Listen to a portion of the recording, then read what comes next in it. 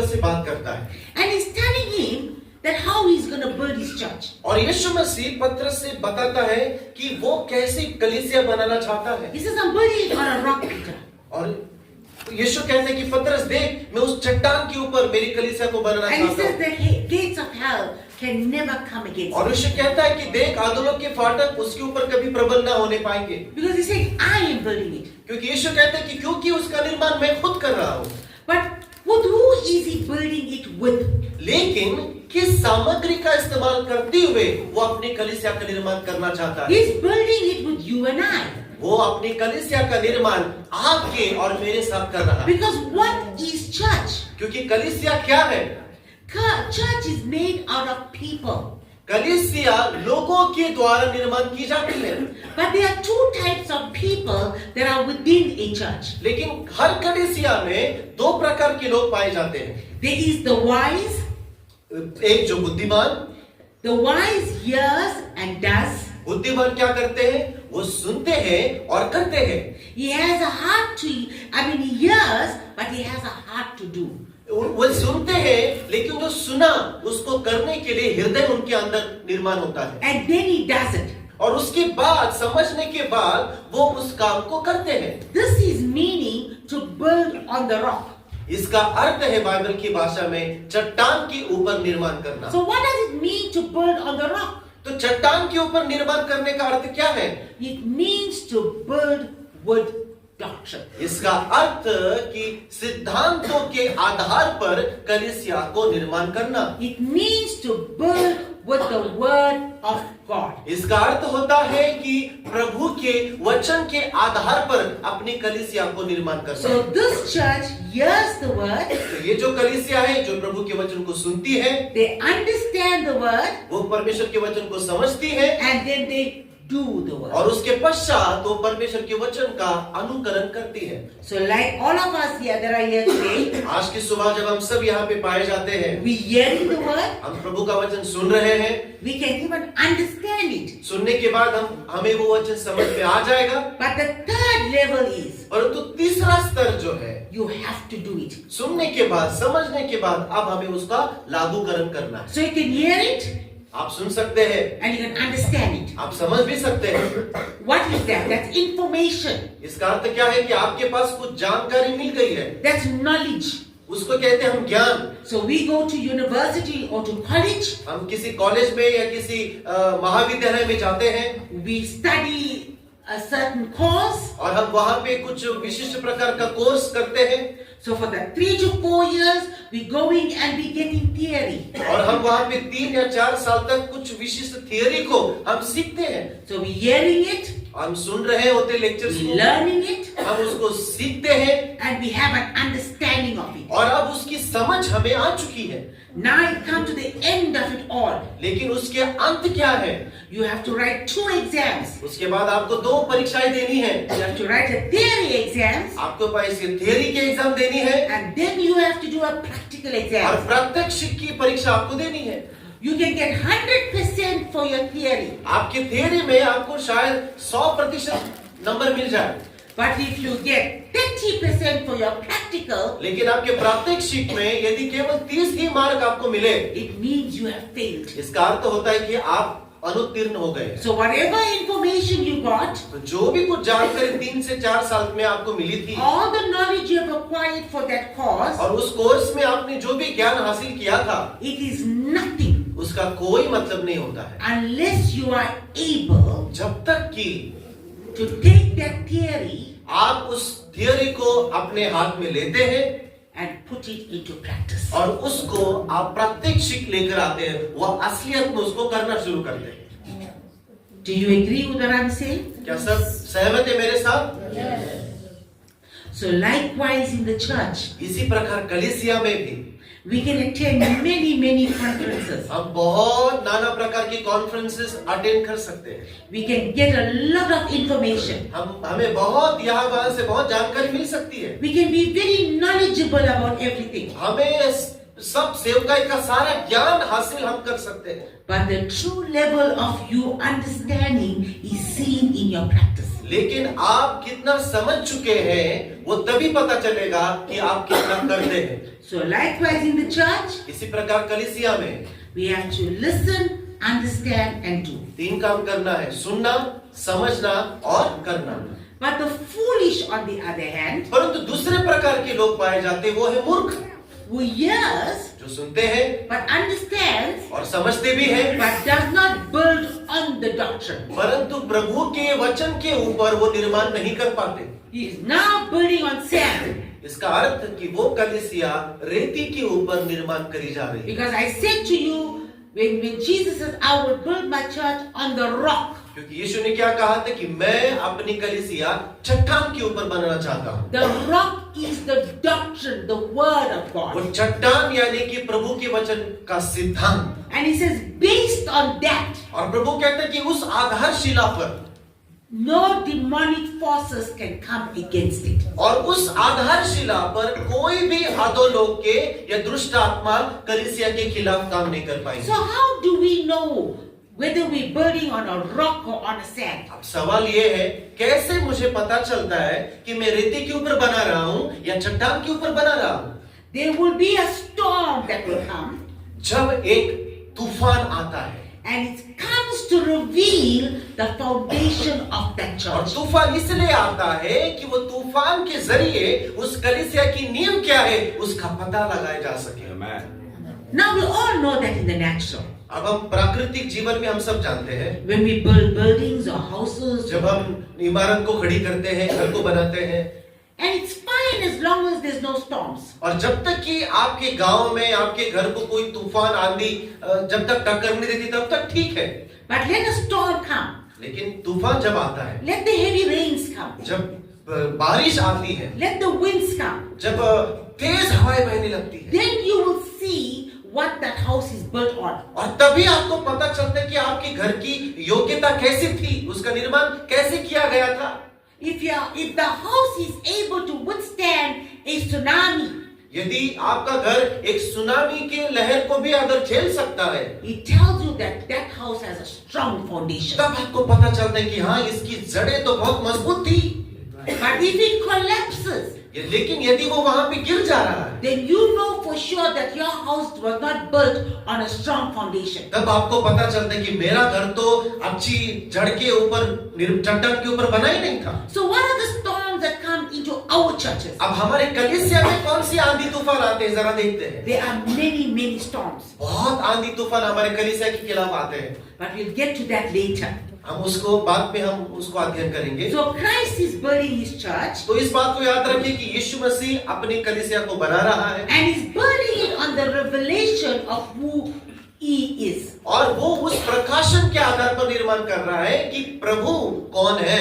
He says, I will build my church. यीशु कहता है मैं अपनी कलीसिया बनाऊंगा। The I there is Christ. तो वो मैं यानी कि यीशु मसीह स्वयं। Christ is saying the church belongs to him. इसका अर्थ यीशु क्या कहता है कि कलीसिया सिर्फ मेरी है। But what have we done as pastors? लेकिन पासवान होने के नाते हमने क्या किया इस कलीसिया के साथ? We have stolen the church from Christ. हमने यीशु मसीह से उसी की कलीसिया को चुरा लिया है। We've taken the church from him, हमने उससे उसकी कलीसिया छीन ली है and we have taken ownership of it. और अब वो प्रभु की नहीं परंतु हमारी कलीसिया बन चुकी है। So the church belongs to me. तो अब कलीसिया किसकी है? मेरी है। It's my church. ये मेरा चर्च है।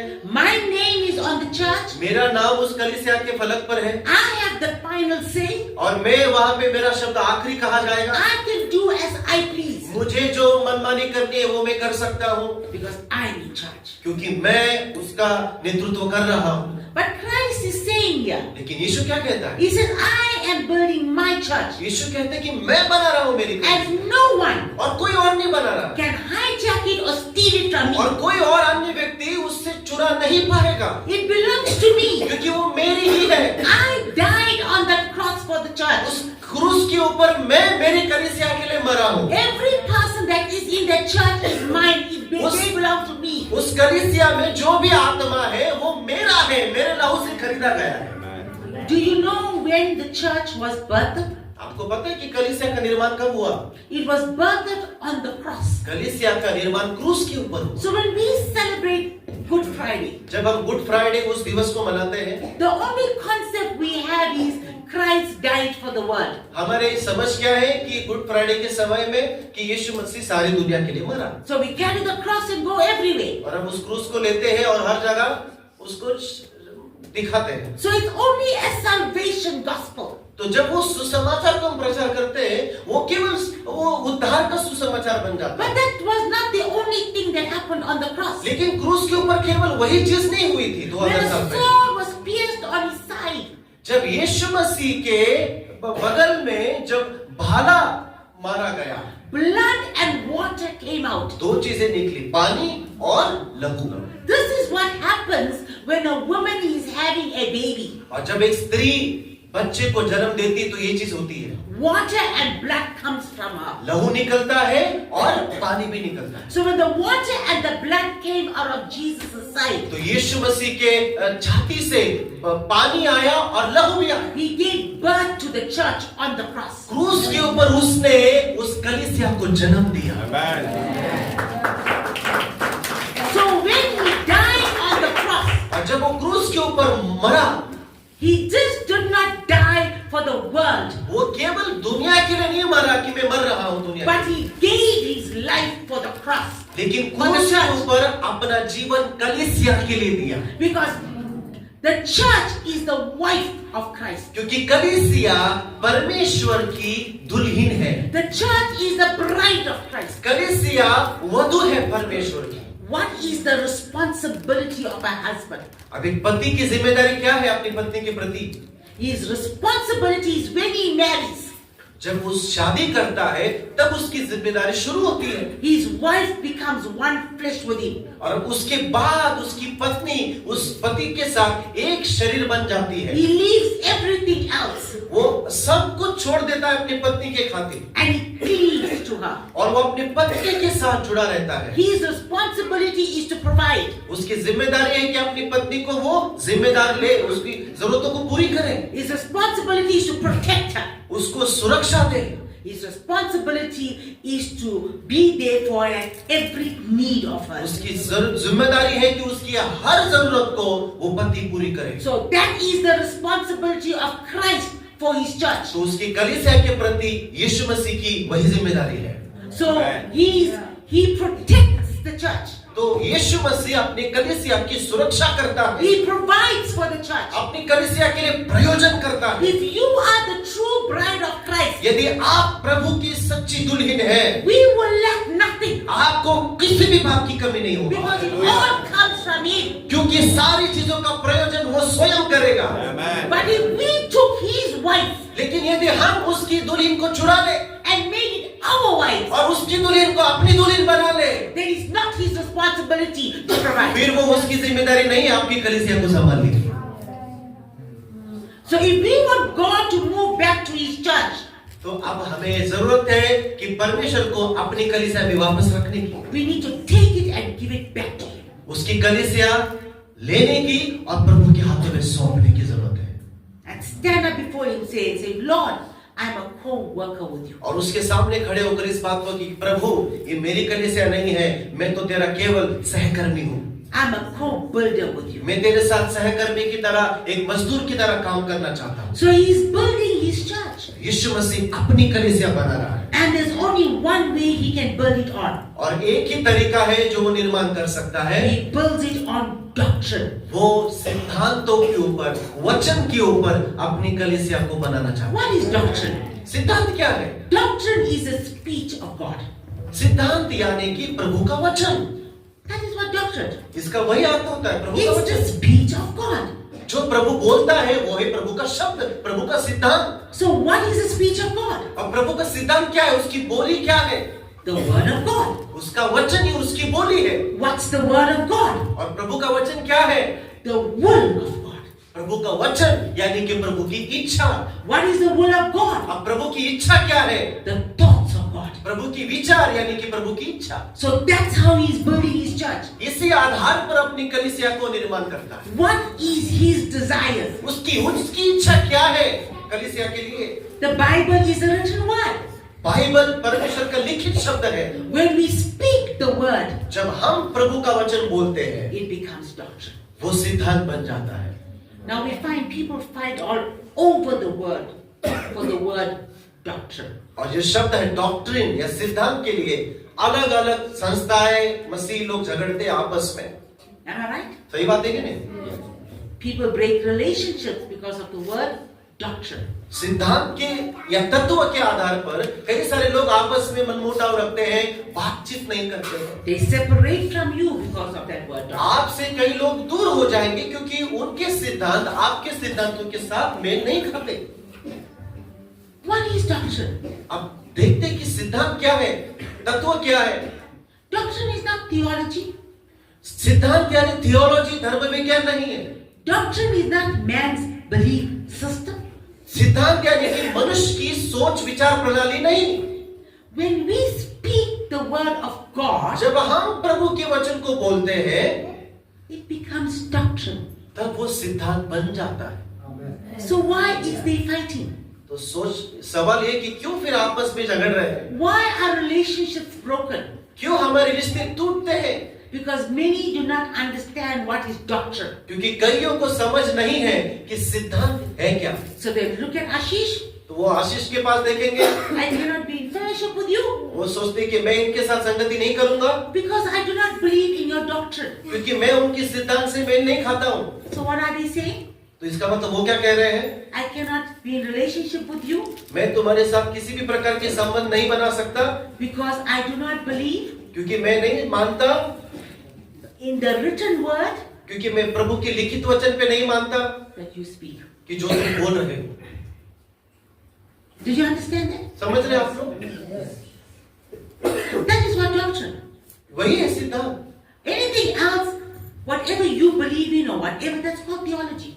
जो भी कुछ आपको लगता है सही है उसको कहते हैं धर्म विज्ञान। But the written word is doctrine. परंतु प्रभु का लिखित वचन सिद्धांत है, एकमात्र सिद्धांत है। Every time you speak a scripture, जब भी आप वचन को पढ़ते हो, बोलते हो, so doctrine is the speech of a written word.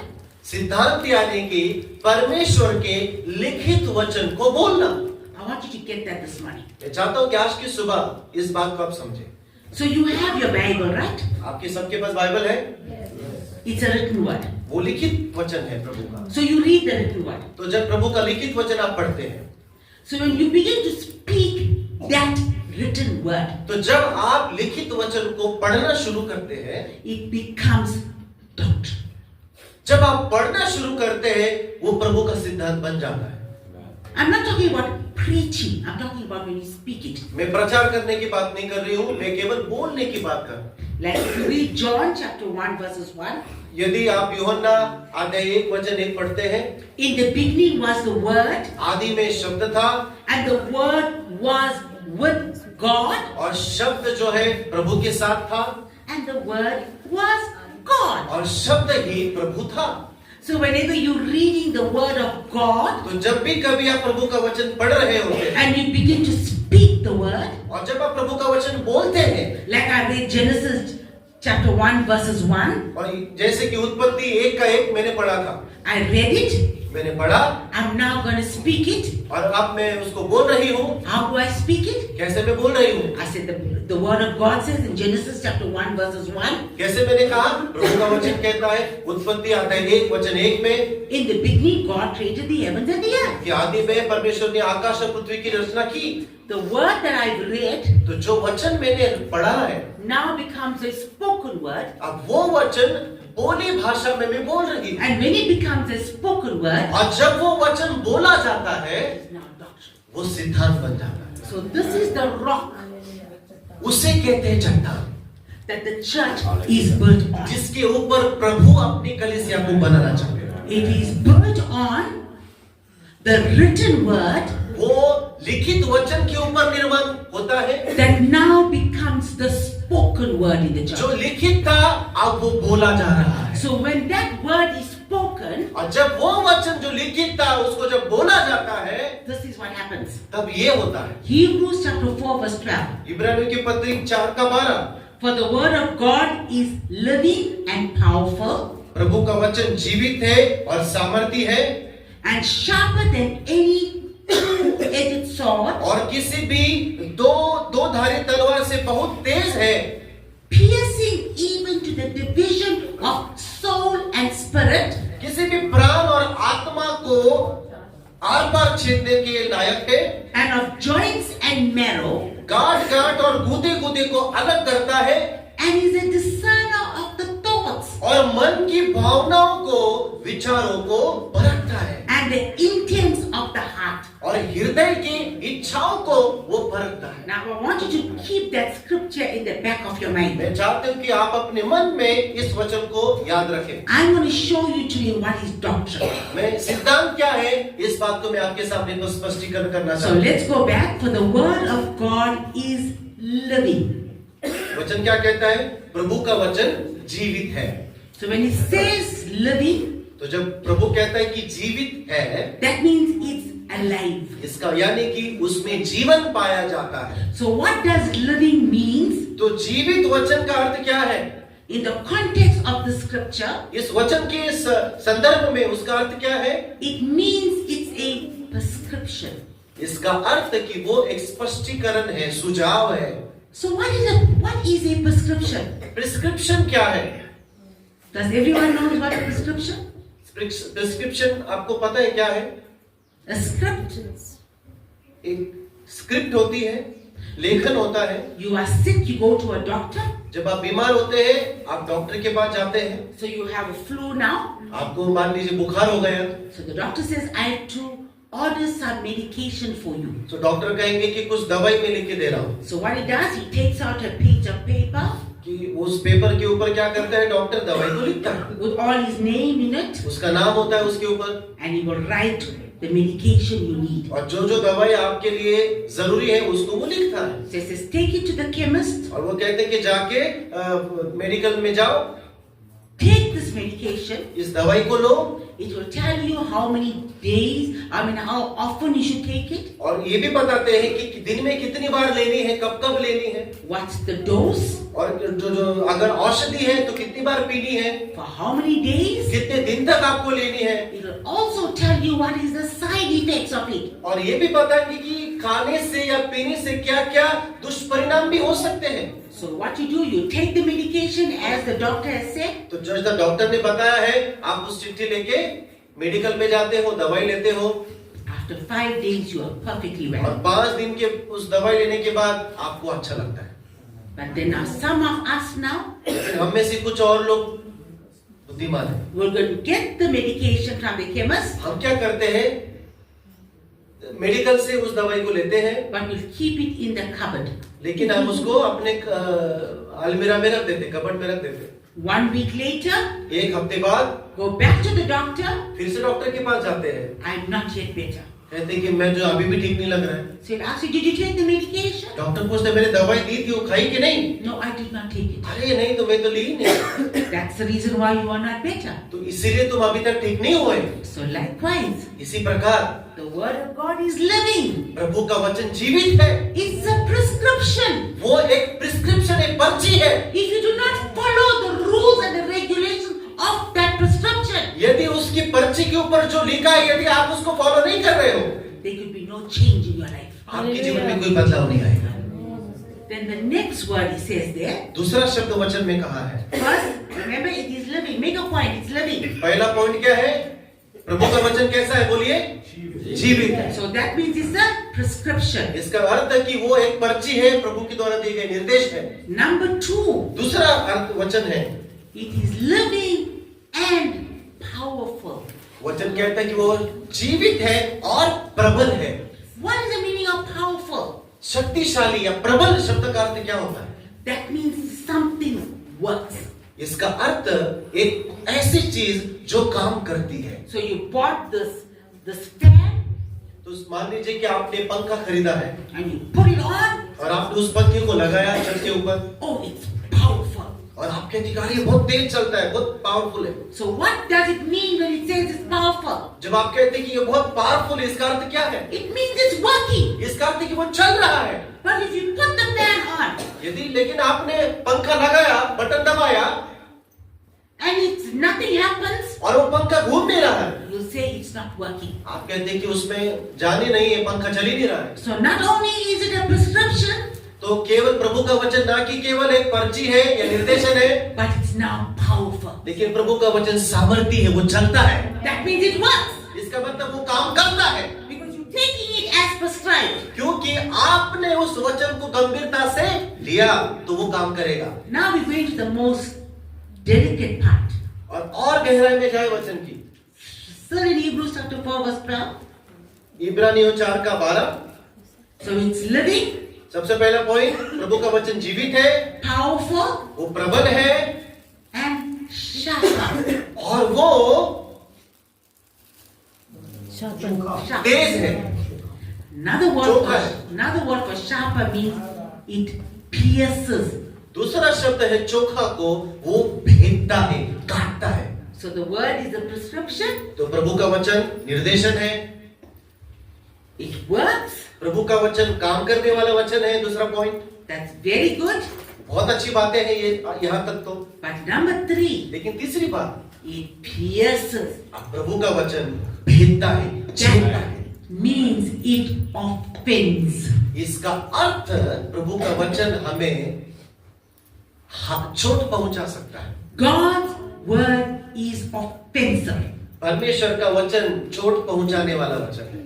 So pastors and leaders that are sitting here today, आज की सुबह पासवान लीडर्स जो बैठे हुए हैं, if anyone come and tell you that you have offended me with the word, यदि आपके पास कोई भी विश्वासी आके खड़ा होता है, बोलता है कि नहीं नहीं आपने जो वचन बोला था रविवार के दिन, उससे मुझे बहुत दुख लगा, मुझे बहुत चोट लगी, please don't apologize. उनको सॉरी मत कहिए, Because then you go against what God is saying you to यदि do. आप उनकी क्षमा मांगे कि जो आपने वचन प्रचार किया था, इसका मतलब आप प्रभु के वचन के खिलाफ जा रहे हैं। So what does this word offense? तो ये वचन कैसे चोट पहुंचाता है? It offends our belief system. क्योंकि जब आप प्रभु का वचन बोलते हो, मनुष्य की विचार को वो चोट पहुंचाएगा। It doesn't offend doctrine. प्रभु का वचन उसके सिद्धांतों को चोट नहीं पहुंचाता। It doesn't offend the written word. वो प्रभु का वचन उसकी लिखित वचन को चोट कभी नहीं पहुंचाएगा। It offends our belief system. लेकिन प्रभु का वचन मनुष्य की विचारधारा को चोट पहुंचाएगा। Then it goes on to say that it cuts. और फिर लिखा है कि वो काटता है, It separates the soul and the spirit. वो आत्मा को और प्राण को अलग अलग करता है। So now अब सुनिए, you have a spirit, आपके अंदर एक आत्मा है, you have a soul, आपके पास प्राण है and you have a body. और आपके पास शरीर है। You all agree on that? सबके पास है कि नहीं? हाँ, है। Your soul is saved. आपका Your spirit, sorry. आपका आत्मा जिसका उद्धार हो चुका है, Your spirit is saved. आपका आत्मा उद्धार हो चुका है, वो So, बच गया है। when you accepted Jesus as Lord and Savior, जिस दिन आपने यीशु मसीह को प्रभु परमेश्वर के रूप में आपने ग्रहण किया, आपका उद्धार हो गया। Jesus came and lived in your heart. यीशु मसीह उस दिन आपके शरीर में आया, आपके जीवन में आया, आपके मन में वो बस गया। His spirit and your spirit have become one. उसकी आत्मा और आपकी आत्मा एक हो गई उस दिन से, You had nothing to do with it, और उसके लिए आपने कुछ नहीं किया था। right? Then you have a soul. फिर उसके बाद आपके पास प्राण है या मन है। Which is your soul? What is your soul? आपका प्राण क्या है? It's your mind. आपका मन। Now in your mind, आपके मन में there's a will, इच्छा शक्ति है, there's an intellect, बुद्धिमत्ता है, there are emotions, भावनाएं हैं and there are thoughts. और विचार है। These are already in ये सारी चीजें आपके मन में है। your soul, which is called your mind. आप प्राण या दूसरा शब्द है मन, उसमें ये सारी चीजें पाई जाती है। So now listen again. अब ध्यान से सुनिए, Your spirit is what I told you. Your spirit is what? आपका आत्मा का क्या हो चुका है? Saved. उद्धार हो चुका है, Saved. बच गया है, उद्धार हुआ है। Right. You did nothing about it. और उसके लिए आपने कुछ नहीं किया, All you had to do was say what? आपने बस क्या किया था I receive you, Lord, as my Lord and Savior. कि प्रभु, मैं आपको अपना प्रभु उद्धारकर्ता के रूप में स्वीकार करता हूँ। and you are now saved. और आपने पश्चाताप किया और आपका उद्धार हो गया। So your soul now, लेकिन अब आपकी आत्मा या आपका मन, which is your whole intellect, emotions, thoughts, जिसमें आपकी विचार है, इच्छा शक्ति है, बुद्धिमत्ता है, is being so saved. वो उद्धार उसका होता रहता है।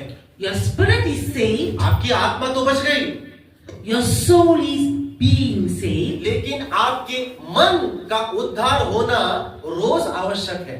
Coming back to that now. वापस आएंगे उसके ऊपर। Then your body और आपका शरीर जो है, is going to be saved. आपका शरीर का उद्धार होने वाला है। So when does your body get saved? आपका शरीर का उद्धार कब होगा? When? Anyone knows? किसी को मालूम है कब होगा आपके शरीर का उद्धार? जिस दिन दफनाएंगे। यस? जिस दिन दफनाएंगे। अरे बाप रे। When we will be buried. No. When Christ comes, जब यीशु मसीह आएगा, when mortal body, this mortal will put on immortality. जब ये हमारा नाशमान शरीर जो है वो विनाशमान हो जाएगा या परिवर्तित हो जाएगा। Amen. Our bodies will be like Christ. Bible कहती है कि हमारा शरीर मसीह के समान बदल जाएगा। So that is future. वो कब होगा? भविष्य में होने वाला है। So your spirit is saved, आपका आत्मा बच चुका है, past. भूतकाल हो गया। Your soul is being saved, आपका मन का उद्धार होता रहता है, present. यानी कि वर्तमान।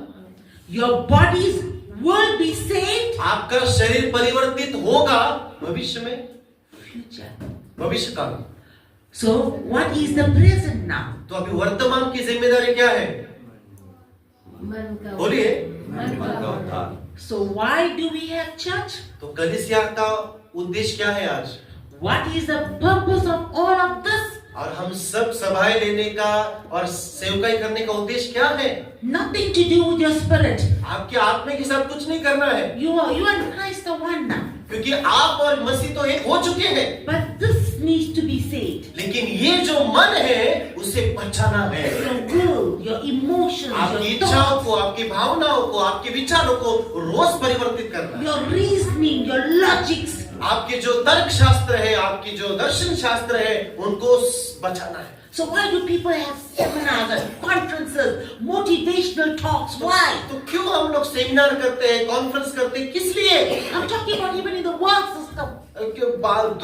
जगत में भी जो भी जिस जगह पे लोग काम करते हैं वहां भी लोग मोटिवेट स्पीकर को बुलाते हैं। क्यों?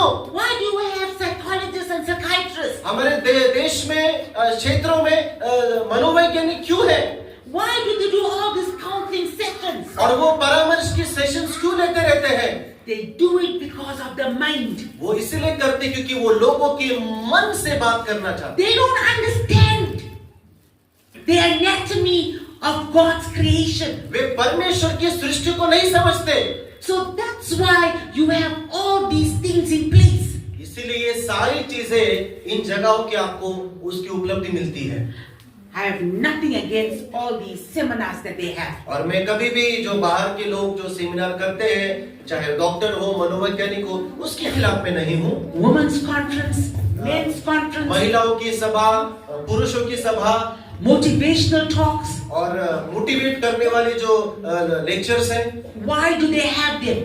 क्यों करते हैं लोग? They have no idea क्योंकि उनके पास कुछ तो आइडिया है, that the mind is being saved. क्योंकि उनको मालूम है कि मनुष्य के कितना भी वो परिपक्व क्यों ना हो, उसके मन को रोज बचाना चाहिए। So they use all these techniques, तो ये सारी तकनीक को वो इस्तेमाल करते हैं all these meetings और सारी मीटिंग्स को इस्तेमाल करते हैं to help you ताकि वो आपकी मदद कर सके to change your thinking pattern. कि आपके विचार करने की क्षमता या पद्धति को बदला जा सके। But we have to understand in the church, लेकिन कलीसिया में आपको और मुझे इस बात को समझना है, your thinking pattern can only be changed to doctrine. आपका विचार करने का तरीका केवल तभी बदलेगा जब प्रभु का सिद्धांत आपके पास आए। No motivational speaker, कोई मोटिवेशन स्पीकर आपको बदल नहीं पाएगा, no medication, कोई भी दवाई आपको बदल नहीं पाएगी, no going into a deep sleep sleep और कोई भी आपको गहरी निद्रा में सोने के द्वारा आप नहीं बदलेंगे। that can ever change the thinking pattern of a believer. आपकी विचार करने की पद्धति दुनिया की कोई भी सिस्टम नहीं बदल पाएंगी, केवल प्रभु का वचन। Because remember, God created man आपको याद है कि जब परमेश्वर ने मनुष्य को बनाया and He knows how He created him. और परमेश्वर जानता था कि कैसे मैंने अपने इस मनुष्य को बनाया है। So your past, which is your spirit, और आपकी भूतकाल में आपका आत्मा का उद्धार हो चुका है, and your future, which is your body, भविष्य काल में आपके शरीर का परिवर्तन हो जाएगा, you have no control over. जिसके ऊपर आपका कोई नियंत्रण नहीं रहा।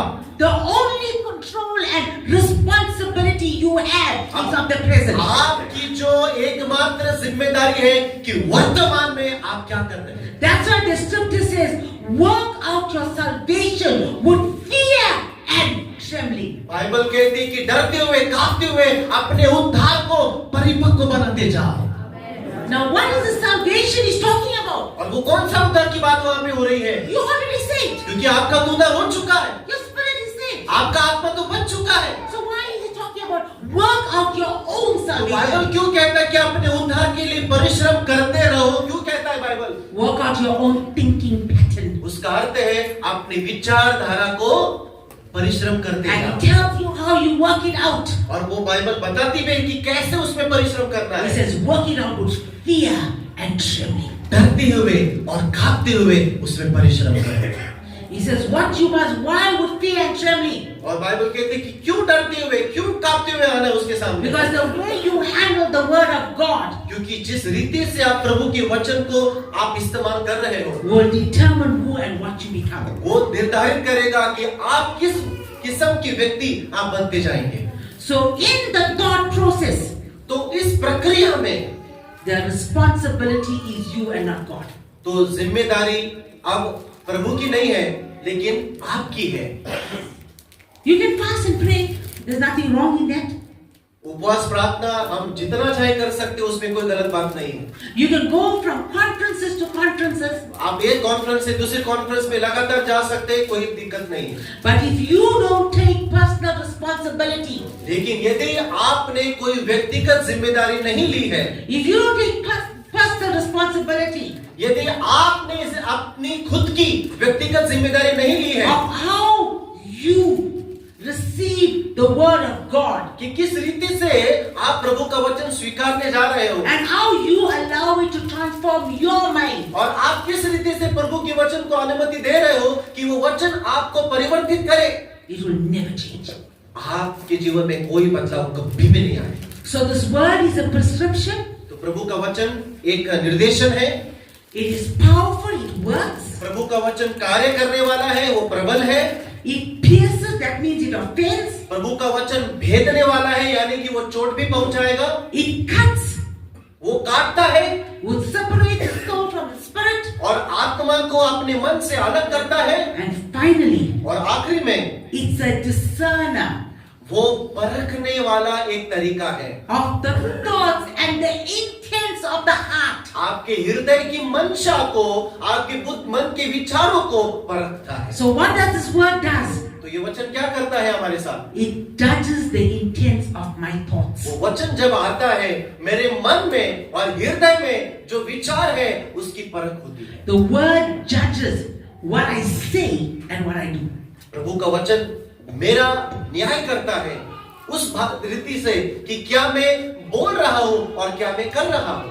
So what is Christ building on the earth? तो पृथ्वी के ऊपर प्रभु किस बात का निर्माण कर रहा है? Two things are present tense. दो चीजें वर्तमान की बात करती है। Christ is building his church यीशु मसीह निर्माण कर रहा है वर्तमान काल, and your soul is being saved. और आपका मन बदलता या बचता जाता है। So these two things are here on the earth. तो ये दो चीजें आज वर्तमान में इस पृथ्वी पे पाई जाती है। The church is here on the earth प्रभु की कलीसिया अभी इस समय पृथ्वी पे है, so that the mindset of man ताकि मनुष्य का जो मन है will be transformed वो परिवर्तित होगा, to the mind of Christ. मनुष्य का मन मसीह के मन में परिवर्तित हो जाएगा। Why? क्यों? Christ, we are the body of Christ. क्योंकि हम मसीह के देह है, हम शरीर है। You all know that? हम सबको पता है ये बात। So if we are the body, यदि हम शरीर है who is Christ? तो मसीह कौन है फिर? अगर हम शरीर है तो मसीह कौन है? सिर। Very good. Christ is the Yeshu head. मसीह सिर है हमारा। So anyway, now what's going to happen? We are the body on earth. अब हम पृथ्वी के ऊपर मसीह का कौन है? शरीर है। Christ is the head. यीशु मसीह हमारा सबका सिर है। And where is he now at the moment? और इस समय यीशु मसीह कहाँ पे है? Yes, where is he in heaven? वो स्वर्गीय स्थान में विराजमान है। Seated where? कहाँ पे बैठा हुआ है? Right hand of the Father. पिता के दाहिने हाथ विराजमान है। That's where he is now, right? वो वहाँ पे विराजमान है।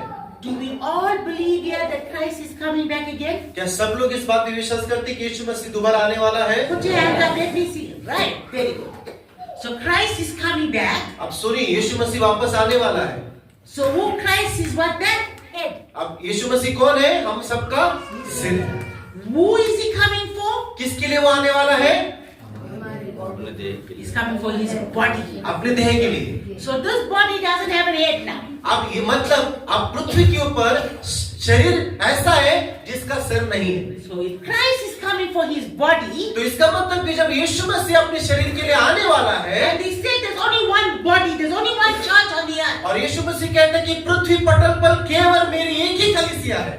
So if when he is coming, तो जब वो आने वाला है पृथ्वी के ऊपर, our heads have to be decapitated इसका मतलब हमें अपना सिर काटना पड़ेगा for him to put his ताकि head वो अपना सिर रख सके on our body. हम हमारे शरीर के ऊपर।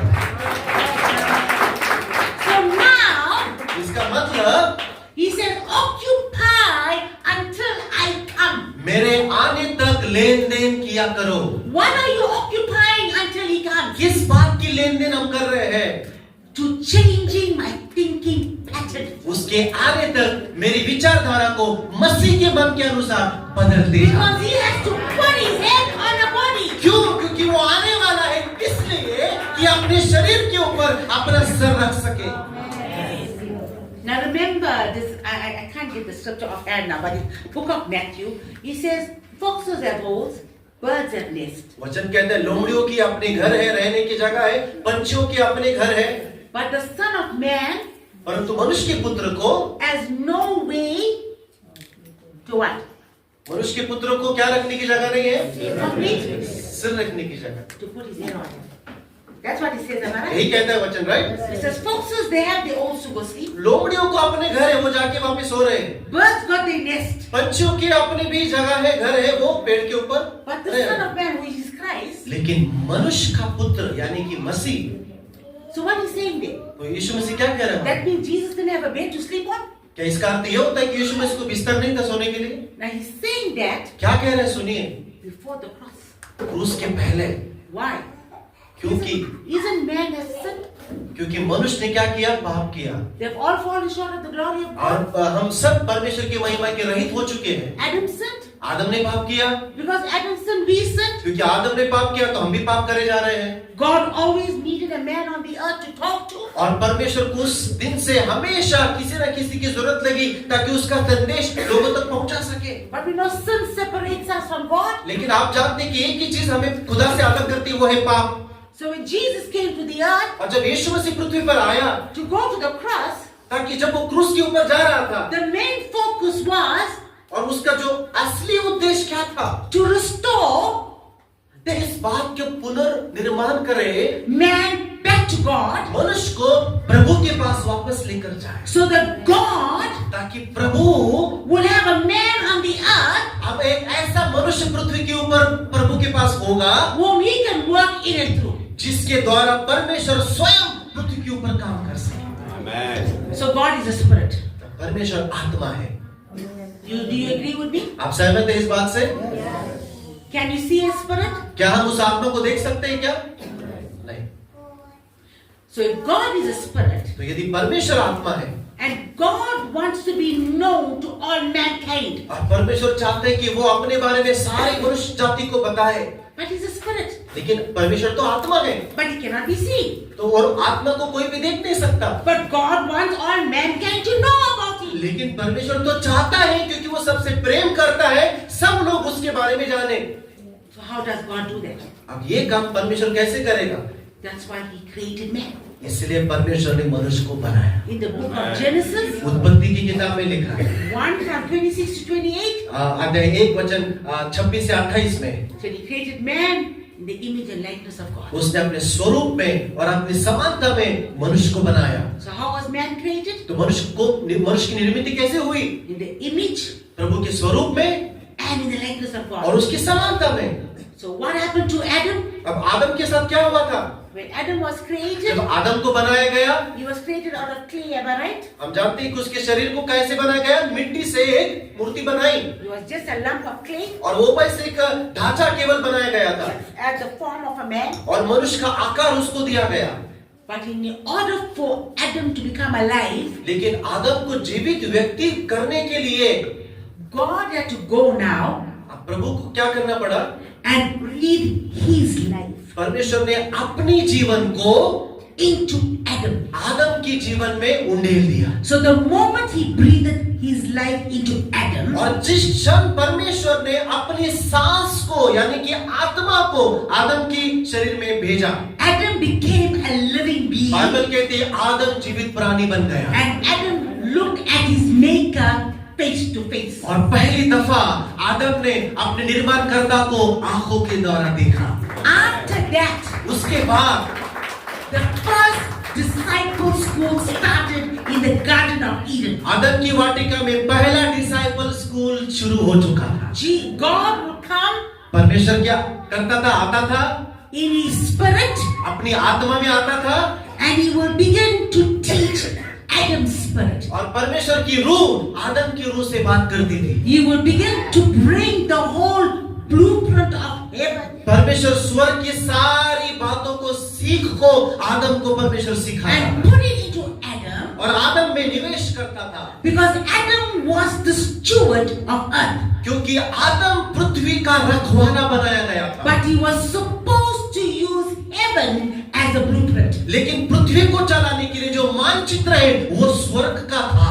So God will come तो परमेश्वर आता था and teach him every day और रोज आदम से बातें करता था what is the pattern of heaven, कि स्वर्ग का प्रणाली क्या है, स्वर्ग का तरीका क्या है, so that Adam could build heaven on earth. ताकि पृथ्वी के ऊपर आदम स्वर्ग को निर्माण कर सके। So when Adam sinned, लेकिन जब आदम ने पाप किया, remember Adam got separated from God, आपको याद है कि आदम ने पाप किया और आदम परमेश्वर से अलग हो गया। but God always wanted a man on the earth. लेकिन परमेश्वर की इच्छा बदली नहीं, वो फिर भी मनुष्य को चाहता था कि पृथ्वी के ऊपर मेरा काम कर सके। So what did Adam lose? तो आदम ने क्या खोया? Because he said when he created Adam in the image and likeness क्योंकि of God. बाइबल कहता है कि परमेश्वर ने आदम को कैसे बनाया?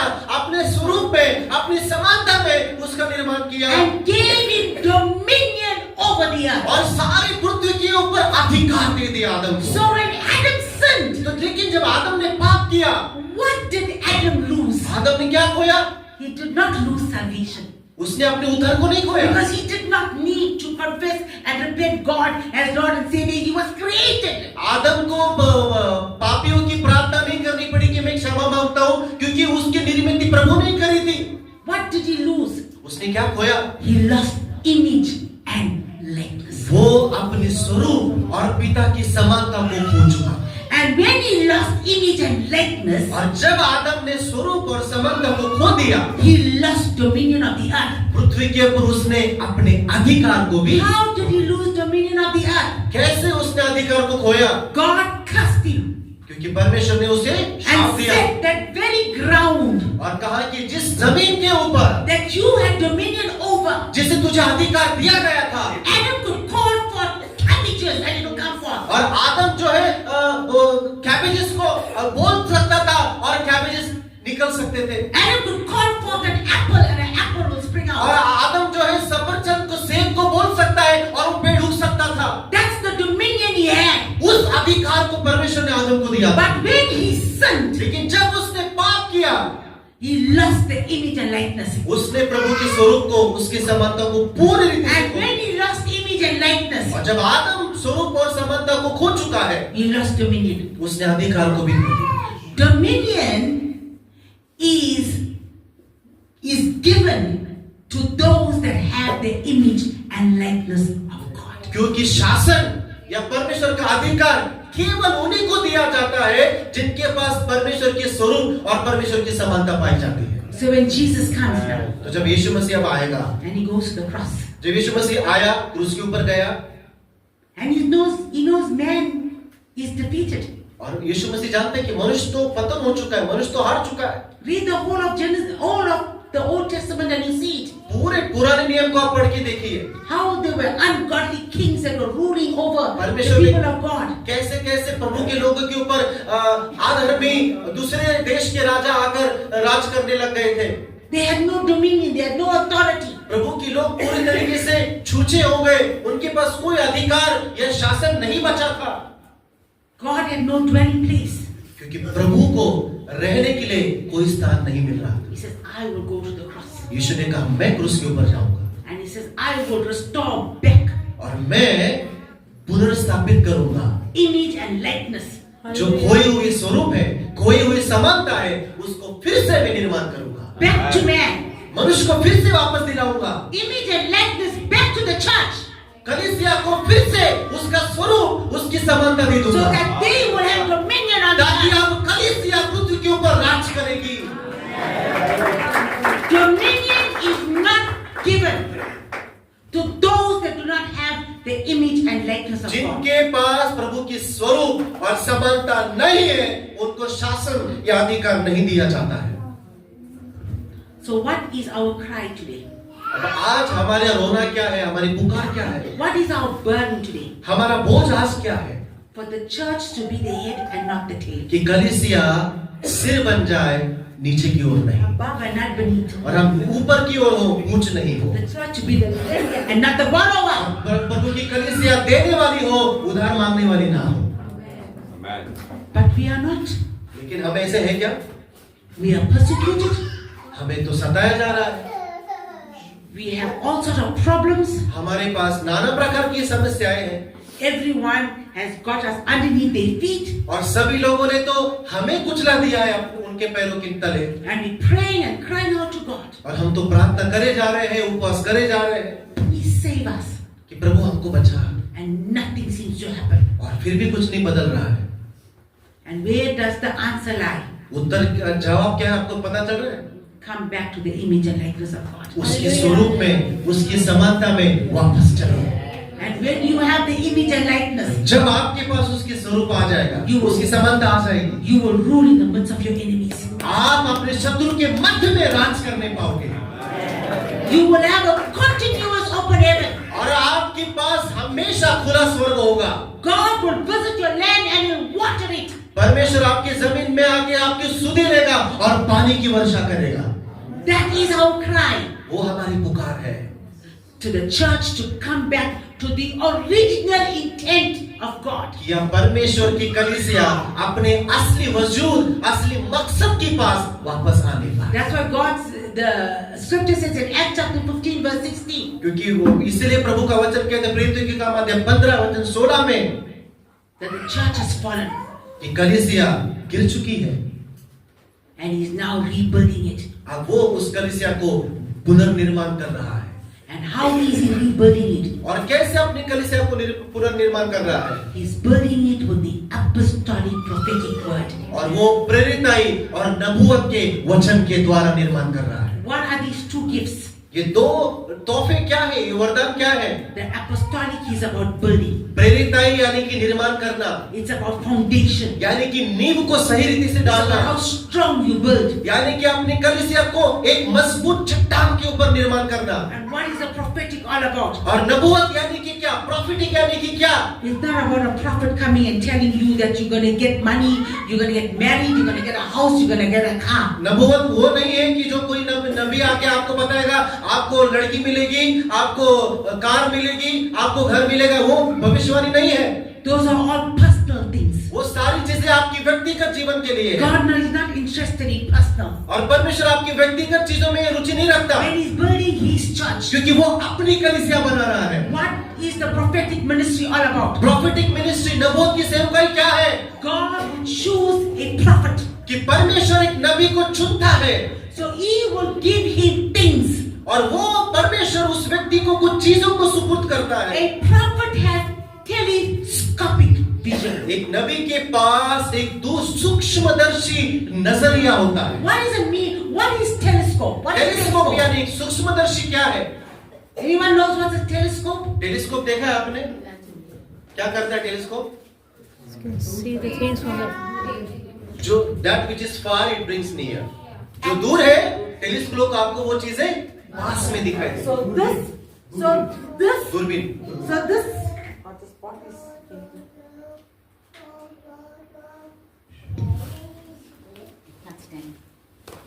So the prophet तो जो नबी है, भविष्यवक्ता है, that God has called for this time and season, कि उस नबी को जिसको परमेश्वर ने वर्तमान के समय के लिए बुलाया है, he has telescopic vision. उसके पास एक दूरबीन की तरह आंखें हैं।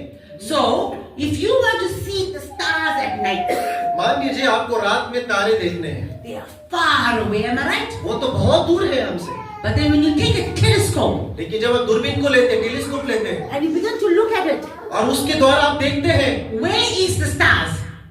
कहाँ दिखते हैं आपको तारे? Right in front of you. आपकी आंखों के सामने तारे नजर आते हैं। So what is the purpose of the vision of a prophet? तो नबूवत की सेवकाई क्या है? What is in the distant? जो चीज दूरी पे है, He is able to see it वो नबी उन दूर की चीजों को पास लेकर आता है, and bring it near to you आपके आंखों के सामने लाकर खड़ा कर देता है, for the kingdom advancement. ताकि प्रभु के राज्य का विस्तार किया जा सके। And then the apostle now, प्रेरित क्या करते हैं? apostolic ministry प्रेरिताई सेवकाई क्या है? takes that vision प्रेरित उस दर्शन को अपने हाथ में लेते हैं, which was far away, वो दर्शन जो दूर था पहले, brings it nearby, वो जो उसके पास जो लाया गया है दर्शन, and the apostolic builds on it. और प्रेरित जो है उसके ऊपर, उस दर्शन के ऊपर निर्माण करता है।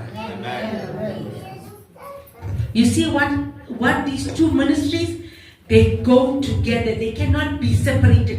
प्रेरिताई और नबूवत की सेवकाई को दोनों साथ ही चलते हैं, दोनों को अलग नहीं किया जा सकता। A prophet speaks the oracles of God. एक नबी परमेश्वर के वचन को बोलता है, A prophet speaks the word of God. परमेश्वर का नबी परमेश्वर के वचन को बोलता है, But he sees the vision of what God wants to build on the earth. लेकिन वो उस दर्शन को देखता है जो परमेश्वर के दर्शन के निर्माण पृथ्वी पे करना चाहता है। He gives the blueprint. वो नबी जो है उस परमेश्वर के नक्शा मानचित्र को देता है, And the apostolic builds on it. और प्रेरिताई लोग उसके ऊपर उसको लेकर निर्माण करना शुरू। For what? For kingdom advancement. किस लिए? ताकि प्रभु के राज्य का विस्तार हो। It is never for personal growth. वो नबूवत और प्रेरिताई कभी भी मेरे व्यक्तिगत फायदे के लिए नहीं है। So Christ is building his church. तो सुनिए, परमेश्वर अपनी कलीसिया को निर्माण कर रहा है, And he said he is building it with the word of God. और उसने कहा कि मैं मेरा वचन अपने वचन के ऊपर, मेरी कलीसिया सिद्धांत के ऊपर मैं बनाऊंगा। Now the word build comes from a Greek word. निर्माण या बिल्ड, ये शब्द यूनानी भाषा में, And it means to edify. इसका अर्थ होता है एडिफाई करना, उसको बढ़ाना। Jesus is saying, I will build my church यीशु कहते कि मैं मेरी कलीसिया मैं खुद बनाऊंगा, and it will rise और वो कहते कि वो निर्माण होगी and it will flourish और वो उन्नति पाएगी and it will be an edification for man to see. और वो परमेश्वर के लिए मनुष्य के लिए एक उन्नति का कारण होगी। Christ is the architect परमेश्वर यीशु स्वयं उसका राजमिस्त्री है and he gives us the commandment to build. और वो हमें आदेश देता है निर्माण करो। So you are now building a house. मान लीजिए आप एक घर को बना रहे हैं, So what you have to do, you have to call an architect, am I right? आपको एक आर्किटेक्ट को बुलाना पड़ता है, राजमिस्त्री को बुलाना पड़ता So है, he will come and draw out the plan. और आप जब उसको बुलाते हैं, So, जैसे for example, you're building a double story or a triple story. आप एक दो मंजिल या 3 मंजिले का घर आप बना रहे हैं, So as he plans it, he will tell you where the windows will go, और वो इंजीनियर आएगा और वो प्लान करेगा कि खिड़की कहाँ पे होगी, दरवाजे कहाँ पे लगाए जाएंगे, where the doors will go, और वो दरवाजे कहाँ पे होंगे, and then he'll also say, "Right, you need to put 3 or 4 pillars here." और वो ये क्या बताएगा, आपको यहाँ पे एक पिलर लगाना पड़ेगा, वहाँ पे खंभा लगाना पड़ेगा। But sometimes the pillars might be in the middle. और कभी कभी क्या होता है, बीच में ही उस घर के वो पिलर बना देता है।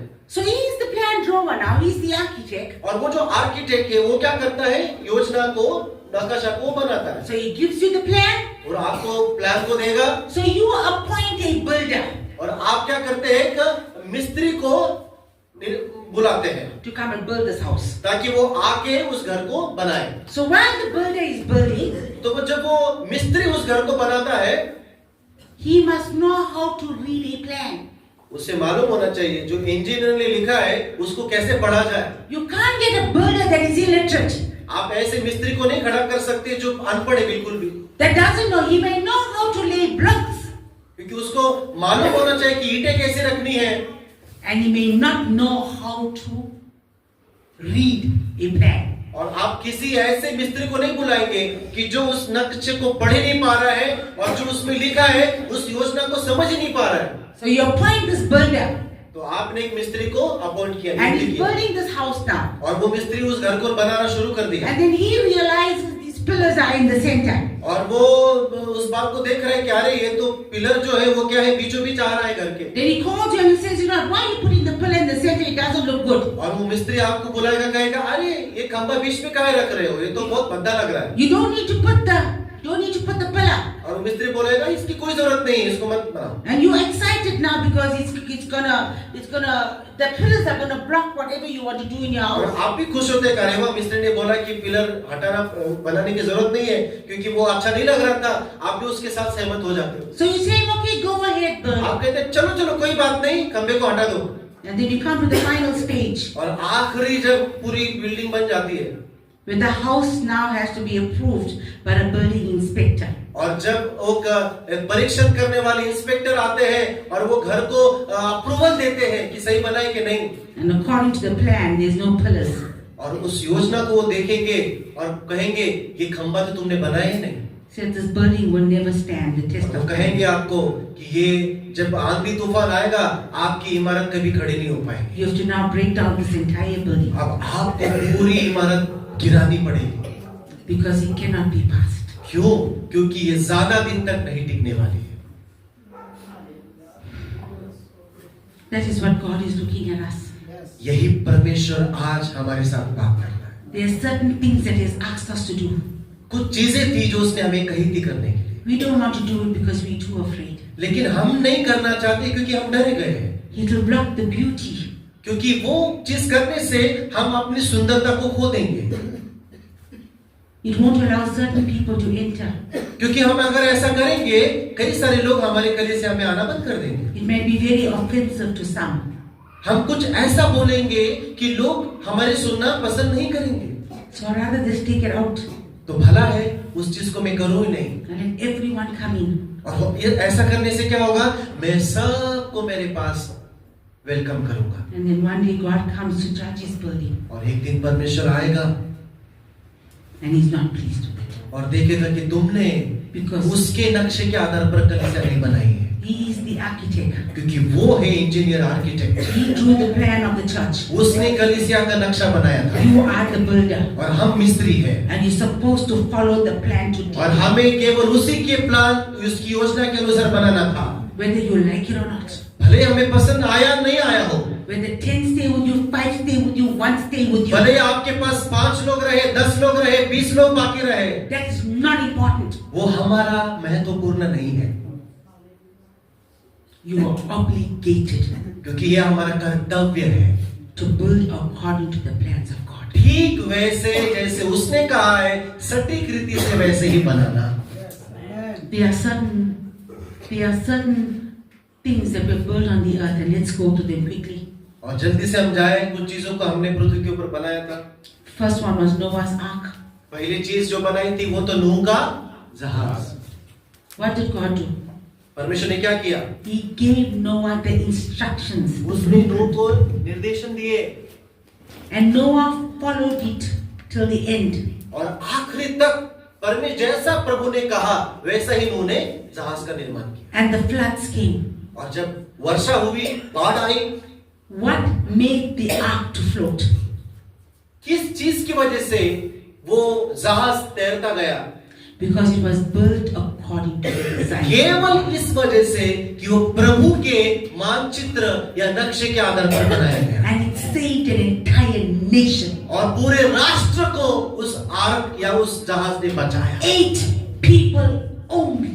केवल 8 लोग थे उस जहाज पर, 8 only केवल 8 लोग came and saved the entire nation because Noah built according to the blueprint of way God. 8 लोग बचाए गए क्योंकि नूह ने प्रभु ने जैसा बताया था वैसा ही बनाया।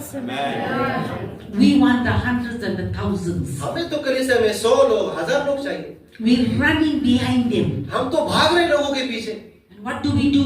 हम क्या कर रहे हैं? We meet their felt needs. और हम उनकी जरूरतों को पूरा करने में लगे हुए हैं। I've always said this, and I say it over and over and over again. मैं इस बात को हमेशा हमेशा कहती हूँ और कहती रहूंगी।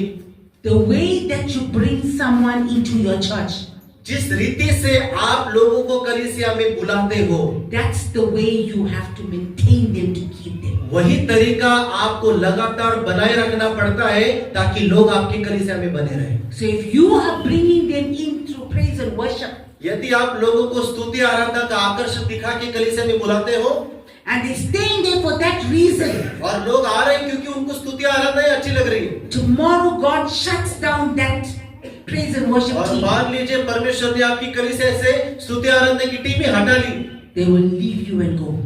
जो स्तुति आराधना को देखकर आए थे They'll वो find वापस चले जाए another church that got praise and worship for them. और वो दूसरा कलीसिया ढूंढेंगे जो आपसे बढ़िया गीत गाते हैं और बजाते हैं। You are bringing them in to meet their felt needs, praying for them all the time, phoning them all the time, running behind them all the time. आपने लोगों को इस कारण बुलाया है और आप उनके पीछे हमेशा फोन करना, उनको बुलाना, उनको आमंत्रण देना और वो लोग आते थे। And one day, God forbid, you fall sick और परमेश्वर ने आपको ही बंद कर दिया, आपको बीमार कर दिया। and you can't do that for them anymore. अब आप उनके लिए ना दुआ कर पा रहे हैं, ना फोन कर पा रहे हैं, ना विजिट कर पा रहे हैं। They will leave you and go to another pastor. वो आपको छोड़ेंगे और दूसरे पास्टर के पास जाएंगे जो उनकी रखवाली अच्छे से कर रहा है। But there's only one way, लेकिन एक ही असली तरीका है, through the word of God. प्रभु के वचन के द्वारा। If you can bring people to the word of God, यदि आप वचन की वजह से लोगों को कलीसिया में लेकर आ सकते हो, because Christ lives in you. क्योंकि यीशु मसीह आप में रहता है। Christ is the word यीशु ही वचन है that lives in you. जो आपके अंदर जीवित है। You will never be barren of the word of God. आप परमेश्वर के वचन के द्वारा कभी भी बांझ नहीं रहोगे। The abundance of the word of God will always be inside of you. परमेश्वर के वचन की प्रचुरता आपके भीतर हमेशा पाई जाएगी। Because out of the abundance of the heart, the mouth will speak. क्योंकि हृदय की प्रचुरता से प्रभु का वचन बोला जाता है। You will never have the famine of the word of God in your और life. आपके कलीसिया में प्रभु के वचन का अकाल कभी नहीं आएगा। And if you build on that pattern, और उस पद्धति के ऊपर जब आप निर्माण करते हो, the people will stay with you लोग आपके साथ बने रहेंगे as long as they came for the word of God. जब तक कि वो वचन की तरफ आकर्षित होकर आ रहे हैं That आपके they pass. didn't come for the entertainment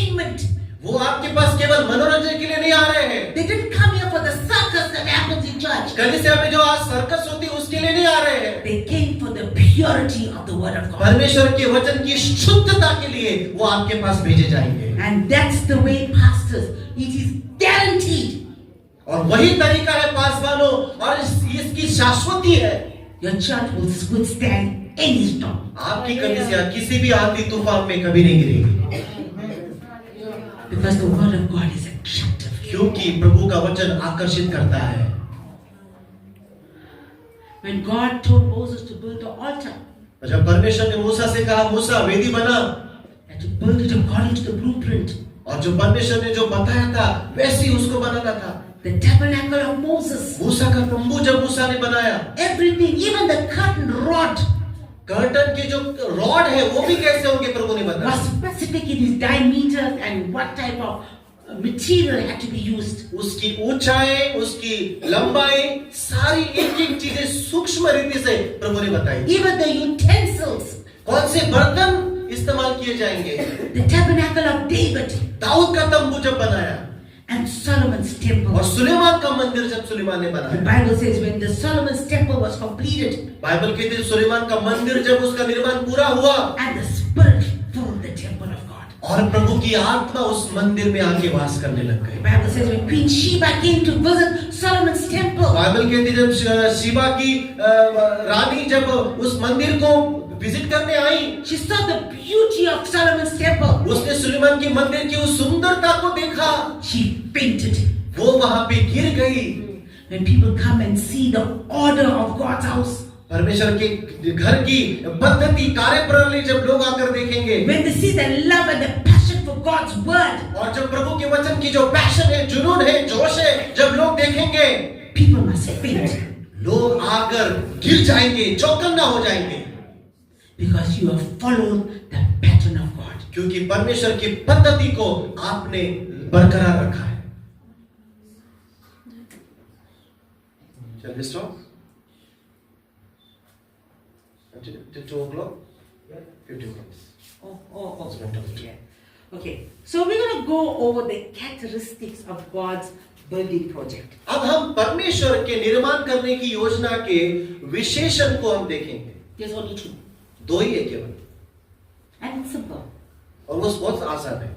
It must be built according to God's pattern. सबसे पहला प्रभु के निर्माण या कार्य पद्धति के अनुसार निर्माण करना।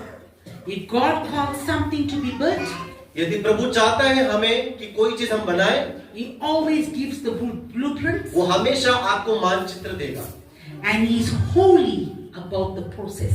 और वो उस He's holy about it. और वो उस प्रक्रिया के प्रति वो पवित्र होगा।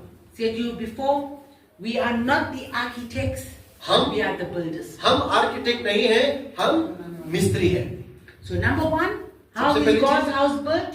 प्रभु का घर कैसे बनाया जाता है? It's built according to God's pattern. वो परमेश्वर की प्रणाली के आधार पर उसका निर्माण किया जाता है। Number 2, दूसरी बात, it must bear His name. दूसरा जो बात है, जो भी आप निर्माण कर रहे हैं उसमें प्रभु का नाम होना आवश्यक है। Whose church is it? कि वो किसकी कलीसिया है? Yes, we do not have any ownership of it. और जो प्रभु का है उसका स्वामित्व हम नहीं ले सकते। We are stewards and managers of God's people. परमेश्वर के लोगों के हम भंडारी हैं और उनके व्यवस्थापक हैं। God's glory is validated by who is in charge of the church. और परमेश्वर की महिमा उसका उसको ऊंचा उठाया जाता है इस बात के ऊपर कि कौन नियुक्त व्यक्ति है। And you know that Christ is the chief cornerstone. और यीशु मसीह जो है वो कोने का पत्थर है। He is the master builder. और वो है बुद्धिमान राजमिस्त्री। And he is the head of his bride. और वो अपने कलीसिया का सिर है। If we want to behold the glory of God, we must build according to the design. यदि हम चाहते हैं हमारे सेवकाई में प्रभु की महिमा बरकरार रहे, हमें जैसा उसने बताया है वैसे निर्माण करना आवश्यक है। What is the glory of God? प्रभु की महिमा क्या है? So we said we want to build according to the pattern of God. क्योंकि हमने सीखा कि अब हमें परमेश्वर के नियम, परमेश्वर की प्रणाली के अनुसार बनाना आवश्यक है। Because we want the glory of God to fill the church. क्योंकि हम क्या चाहते हैं कि हमारी कलीसिया में प्रभु की महिमा आकर निवास करे। So many people will understand glory as तो कई लोगों को लगता है कि महिमा क्या है? people falling on the floor, जहाँ पे लोग गिर रहे हैं एक के बाद एक, people crying, लोग रोए जा रहे हैं लगातार, people lifting up their hands, लोग अपने हाथ को उठा रहे हैं, नाच रहे, कूद रहे हैं। which is nothing wrong with that. उसमें कोई बुरी बात नहीं है, But I'm talking about the glory of God. लेकिन मैं प्रभु की महिमा की बात कर रही हूँ। The word glory comes from a Hebrew word which actually means weight. महिमा शब्द जो है मूल भाषा में जिसका अर्थ है काबोद, जिसका अर्थ होता है वजन, भार। So God is building His church तो प्रभु अपनी कलीसिया बना रहा है and He wants His weight और वो चाहता है कि उस कलीसिया में उसका भार, उसका वजन हो, to fill His church. ताकि उसके वजन से सारी कलीसिया भर जाए। So what is God's weight? अब प्रभु का भार क्या है? God's weight is His manifest presence. प्रभु का भार यानी कि उसकी प्रदर्शित होने वाली उपस्थिति। The weight of God that comes into us, जो प्रभु का भार जो हमारे जीवन में आता है, that makes us strong, जो हमें मजबूत बनाता है, that makes us to be pillars in the house of God. जो हमें उस स्तंभ के समान कलीसिया में खड़ा करता है। So what is a pillar? वो स्तंभ क्या है? A pillar is something that is very, very strong. एक खंभा क्या करता है? जो बहुत मजबूत होता है। A pillar is something that can hold buildings. एक खंभा या स्तंभ उस छत को, इमारत को क्या करता है? आधार देता है। So we use blocks to build a church, हम क्या करते हैं? इमारत को बनाने के लिए ईंटों का इस्तेमाल करते हैं। right? But if I have to take one block out of that wall, मान लीजिए इस दीवार से यदि मैं एक ईंटे को निकाल लूं, क्या होगा? will this building collapse? क्या ये चर्च गिर जाएगा? What will happen only? केवल क्या होगा? एक छेद होगा, Just leave a hole there. केवल एक छेद वहां पे दिखाई देता है, That's all. बस उतना ही होगा। But if I take out the pillars, लेकिन यदि मैं खंबे को हटाऊं तो क्या गिरेगा? the building can collapse. तो वो छत पूरा गिर सकता है। So what is weight? भार क्या है? God wants to build with weighty people. परमेश्वर उस खंबे के समान लोगों के द्वारा कलीसिया बनाना चाहता That है, are strong in the house of God. जो प्रभु के भवन में मजबूती से खड़े रहेंगे, That are mature in the house of God. जो प्रभु के भवन में परिपक्व बन चुके That हैं, is able to withstand any storm that comes there. उनके जीवन में जो भी आंधी तूफान आएगा उसका वो सामना कर सकते हैं। They don't leave because there's a small problem. और कोई भी कलीसिया में छोटी समस्या हो गई, वो भाग के चले नहीं जाते हैं, They stay and work it out. वे रुके रहते हैं, डटे रहते हैं और सामना करते हैं। Why? Because they are pillars. क्यों? क्योंकि वो तो खंबे हैं। But if you're building with stones, लेकिन यदि आप छोटे से पत्थर से, blocks, केवल आप ईंटों से द्वारा निर्माण कर रहे हैं, every time somebody leaves, जब भी कोई छोड़ जाएगा you just have holes on the walls. उसमें केवल आपको छेद दिखाई देगा, But God's house will still stand. लेकिन प्रभु का घर गिरेगा नहीं। So this is how God wants us to build. तो यही परमेश्वर हमें चाहता है कि निर्माण करें, That we will have the glory of God. कि प्रभु की महिमा उस भवन में The पाए, weight of God in the house of God. प्रभु का भार प्रभु के भवन में पाए। Strong believers मजबूत विश्वासी that have gone through the milk phase. जो अपने दूध की दशा से आगे जा चुके हैं That have gone through the soft diets. और वो छोटी छोटी चीजें खाने से आगे बढ़ चुके हैं। They are now strong men and women अब वे प्रभु के मजबूत स्त्री और पुरुष बन गए हैं। that are able to eat strong meat. अब वो एक बेहतरीन मांस खाने की योग्य बन चुके हैं। That on a Monday morning when they leave here on a Sunday, और जब वो रविवार को कलीसिया के बाद जब यहाँ से चले जाएंगे, from Monday to Saturday, सोमवार से लेकर शनिवार तक they are so strong. They have the weight of God on them. वे इतने मजबूत रीति से बने रहते क्योंकि उनमें प्रभु का भार That they पाएगा। are able to withstand any challenges तो कोई भी चुनौती जो संसार में उनके पास आएगी उसमें वो बने रहेंगे। that they face outside the walls of this building. उस कलीसिया को छोड़ने के बाद, बाहर जाने के बाद जो भी चुनौती है उसको डटकर सामना करते हैं। But you give somebody milk. लेकिन आप यदि किसी को केवल दूध ही पिलाते जाओ, You know when you give newborn babies milk, जो नए जन्मे बच्चे हैं उनको आप दूध देते हैं, goes in, वो दूध अंदर जाता है comes out same time. और बाहर भी आ जाता है। Couple minutes later, baby is screaming again. 2-3 minute के बाद दूध पिलाना है, बच्चा रो रहा है, Must keep on giving the milk. फिर से दूध पिलाओ उनको। But then as they begin to grow older, about a year, लेकिन जैसे वो बालक शिशु अवस्था से बड़ा होता है, बालक अवस्था में जाता है, begin to eat a little bit of semi-solid foods. उसके बाद दाल चावल खाना शुरू करता है। They're a little bit full of a little bit longer now. और थोड़ा थोड़ा फिर जब आप वो थोड़ा सा दाल चावल खाएगा, खाना खाएगा, वो ज्यादा दिन तक उसके पेट में रहेगा। Even they're sleeping a little longer because they're full. उसके बाद वो ज्यादा समय तक सोते भी हैं क्योंकि उनका पेट भरा हुआ होता है। So the crying becomes a little less. अब वो कम रोना शुरू करते हैं Then they become teenagers. और वो किशोरवयीन हो जाते हैं Okay, they don't know whether they're here or there, but they. और वो उस अवस्था में उन्हें मालूम नहीं कि क्या करना है, लेकिन वो है। But you continue to feed them bread. लेकिन फिर से आप उनको रोटी देने शुरू करते They हैं begin to chew it now. और वो रोटी चबाना शुरू करते Begin to हैं। digest it. अब वो रोटी उनके पेट में पचती है You know when you eat food and you digest it, what happens? और जब आप उस खाने को खाते हैं, आप उसको पचाते हैं, It goes to the bloodstream. आपके खून में वो खाना डिस्ट्रीब्यूट हो जाता है, It's distributed to the brain, your bones, आपके everything. मस्तिष्क में, आपकी पूरी बॉडी में उसका संचरण होता है You're able to grow now. और आप उस खाने के द्वारा आप बढ़ते हैं You're now able to chew meat, eat mutton, chicken, strong meat. और उसके पश्चात आप मटन, चिकन, जो मजबूत मांस है, उसको खाना शुरू And करते what हैं happens? Your body becomes stronger. और वो खाने से आपका शरीर क्या होता है? बलशाली होता You're now a है strong man or woman और आप एक मजबूत स्त्री और पुरुष बन जाते हैं। because you're getting strong meat. क्यों? क्योंकि आपको वैसे ही खुराक दिया जा रहा है जो मजबूत है।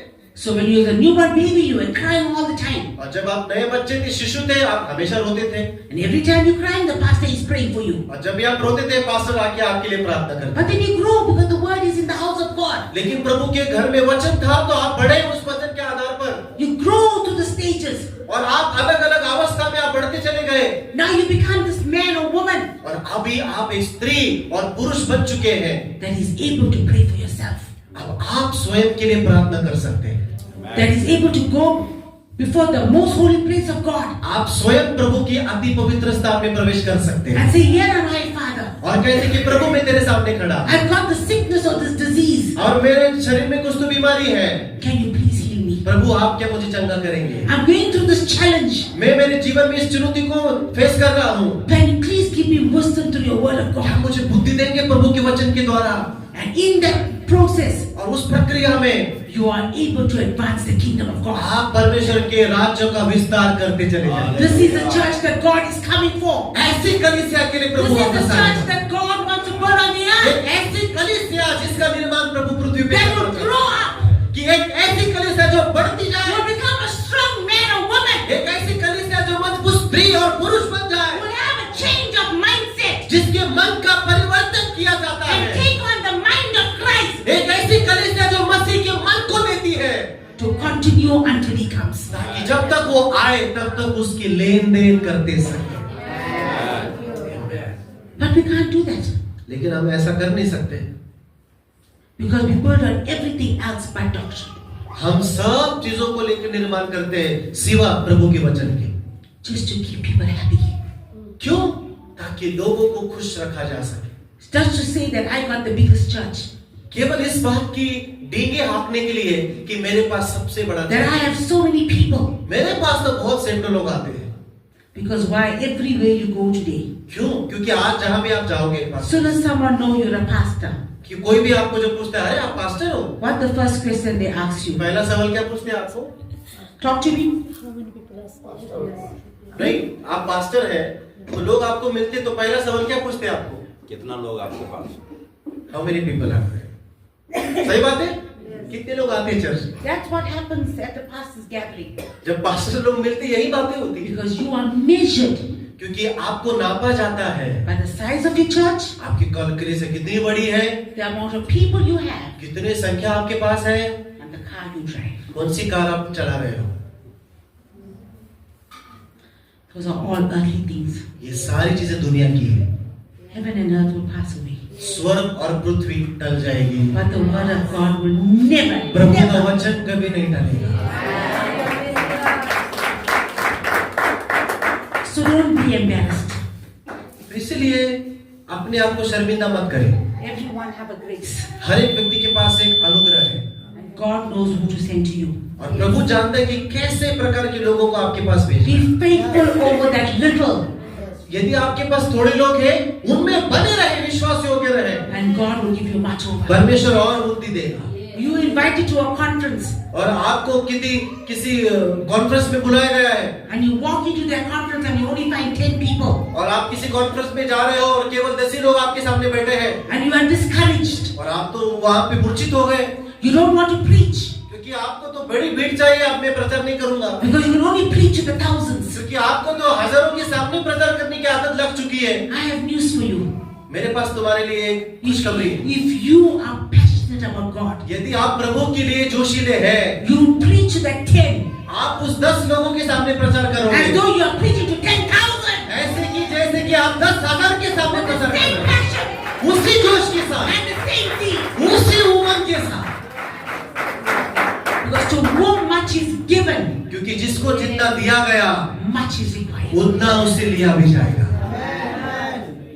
So you follow the burning pattern. इसलिए आप प्रभु के निर्माण पद्धति को फॉलो करते हैं। You are not interested on somebody else. आप किसी और के तरीके को मत देखिए। Don't covet other people's people. किसी के भी और व्यक्ति के लोगों की ईर्ष्या आप मत रखिए। Because God knows what you can handle. क्योंकि प्रभु जानता है कि आप कितने हैंडल कर पाओगे And He'll give you what you can handle. और उतना ही आपको मिलेगा जितना आप हैंडल कर पाओगे। So go before the Lord प्रभु के सामने जाए and say to the Father, और पिता से कहे। this is what Jesus said यीशु ने यही किया। in John chapter 17 when He prayed to the Father. यूहन्ना अध्याय 17 में जब यीशु मसीह अपनी आखिरी प्रार्थना कर रहा He है, says, Father, पिता all that you have given me, जो भी तूने मुझे दिए थे I have kept. मैंने सबको संभाला Except for Judas सिवा Iscariot, एक के यहूदा इस्करियोत के, that scripture may be fulfilled. ताकि वचन का पूर्तिकरण किया जाए। Jesus' last days on the earth, यीशु मसीह की पृथ्वी के ऊपर आखिरी जो समय था, He gives a report to His Father. वो पृथ्वी छोड़ने से पहले अपने पिता को अपना रिपोर्ट दे रहा है, लेखा जोखा दे रहा है। Says, Father, you gave me 12. वो कहता है, पिता तूने मुझे 12 That's दिए all थे। Jesus had was 12. बस उतने थे यीशु के पास, So 12 लोग। He gave me 12. तूने तो 12 दिए थे, I have kept them. मैंने उनको संभाला। Only one person, सिवा एक के, which was Judas Iscariot. जो था यहूदा इस्करियोत। And you know the reason, Father. और आप पिता आप जानते हो कि वो क्यों चला गया। So same with us. हमारे साथ भी ऐसा ही है। Don't covet the numbers. दूसरों के नंबर पे ध्यान मत दीजिए, Because it's Jesus who is God. क्योंकि यीशु जो Come on, परमेश्वर है, This is serious. ये बहुत गंभीर बात है। Don't play around. If Jesus who is God यदि यीशु जो परमेश्वर है, had to give an account to his Father उसे भी अपने पिता को अपना लेखा जोखा देना पड़ा। for the 12 that was given to him, जो 12 जो थे, जो उसको दिए गए थे, do you think that we will not give an account? तो क्या आपको लगता है कि क्या हमें नहीं लेखा जोखा देना पड़ेगा? So how many are you going to give an account for? कितने लोगों का लेखा जोखा आप देंगे और हम देंगे? 40,000 that you covered. 30,000, 40,000? So say to the Lord, प्रभु से कहिए, those that you have given me. हे प्रभु जितने तूने मुझे दिए, Because the book of Acts says, and after the preaching of the word, God added to the church. वचन के बोले जाने के बाद परमेश्वर ने लोगों को ऐड किया। So it is God who adds. तो परमेश्वर देता है, It is not man who adds. मनुष्य नहीं देता, परमेश्वर देता। So say to the Lord, प्रभु से कहिए, what you have given me, जो तूने मुझे दिया है, I will serve, मैं सेवा करता I रहूंगा, will protect मैं उनको रखवाली करूंगा until my time is up. जब तक कि मेरा समय नहीं आएगा। And I too will stand before God और मैं भी प्रभु के सामने खड़ी होंगी and give an account और प्रभु से कहूंगी for those that was given to me. जो मुझे दिए थे उसने। Irrespective of Dr. Mara. जो भी कोई नंबर हो उसका मतलब नहीं, That is the building pattern. वो है परमेश्वर का असली निर्माण करने की कार्य प्रणाली। Don't follow the patterns of other churches. दूसरी कलीसिया के तरीकों को फॉलो मत कीजिए। Don't follow how they are building. बाकी लोग कैसे कलीसिया बना रहे, बाकी लोग की सेवका कैसे बढ़ रही है, उसको मत देखिए। You go to God. आप प्रभु के पास जाइए। And if God has truly called you, और यदि प्रभु ने यदि वाकई में आपको बुलाया है, He will give you the pattern. तो तो वो आपको तरीका देगा। Every church is unique. हर एक कलीसिया अपने आप में विशिष्ट है। Every person is different. हर एक व्यक्ति किसी और से भिन्न है। Remember, we are a body. हम शरीर है, Christ is the head. यीशु मसीह हमारा सिर है We have bodies. We have parts of our bodies. और हमारे शरीर में सारे अवयव अलग अलग हैं। The hand cannot do what the leg can do. जो पाँव कर सकते हैं, हाथ उस काम को नहीं कर पाएगा। The eyes cannot do what the mouth can do. और जो आपका मुख जो कर रहा है, आपकी आंखें नहीं कर पाएंगी। I can't get up today morning and say, hey, eyes, I don't need you now. और मैं सुबह उठ के ये नहीं बोल सकता, आंखें मुझे तुम्हारी जरूरत नहीं है, मैं हटा रहा Or हूँ। say, legs, I don't need you anymore. हे पाँव, मैं तुम्हारी जरूरत नहीं, मैं हटा रहा हूँ। They are all needed for a specific purpose. एक विशिष्ट काम के लिए सारे अवयवों की जरूरत आपको है। So likewise, इसी प्रकार the church, there's one church, केवल एक ही कलीसिया है, but there are different parts लेकिन अलग अलग अवयव है, that completes the body of जो Christ. सारे अवयव एक मिलकर उस शरीर को बनाते So हैं। each part तो हर एक अवयव of that body जो शरीर का जो अंग है, has its own part to play. उसका अपना एक फंक्शन है, कार्य प्रणाली, To bring that body ताकि उस पूरे शरीर को into completion. पूर्णत्व में लेकर आ सके। So we don't covet what somebody else तो has. जो दूसरों के पास है, उसके प्रति आप जलन ना रखें, But we are attentive, लेकिन प्रभु जो कह रहा है उसको अपने कान दीजिए, we are discerning, परखते जाइए। we hear, हम सुनते हैं, we understand, हम समझते हैं and we do. और हम उसके बाद उसको करते हैं। And what happens? और क्या होता है उसके बाद? Your reward does not come from man. और आपका पारितोषिक, आपका बख्शिश मनुष्य की ओर से नहीं आता है, Your reward comes from God. आपका पारितोषिक परमेश्वर की ओर से आता है। Even after you are dead and gone, इसके बाद भी क्या आप मर जाएंगे, खत्म हो जाएंगे?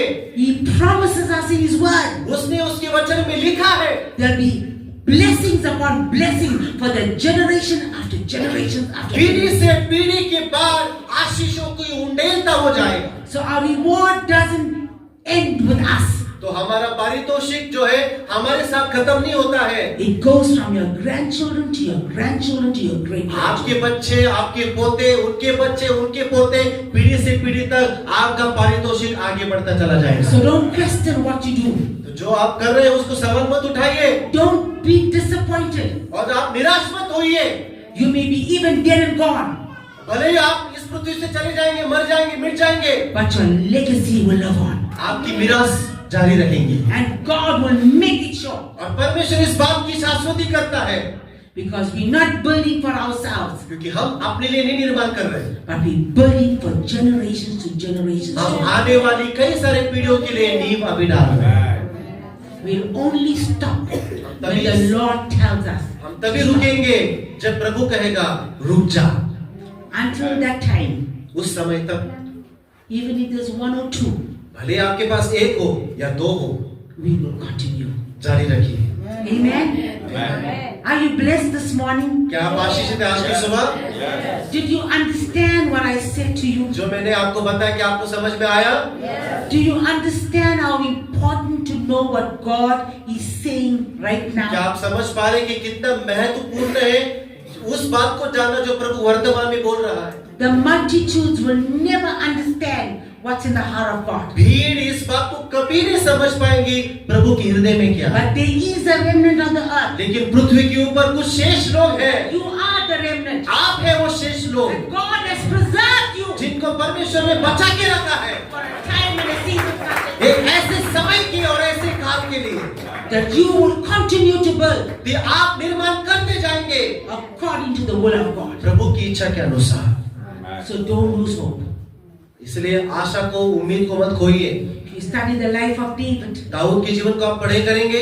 David suffered a lot in his Dawood ने journey. अपने जीवन में बहुत परिश्रम किए, बहुत उसने सताओं को झेला। House, hometown burned down.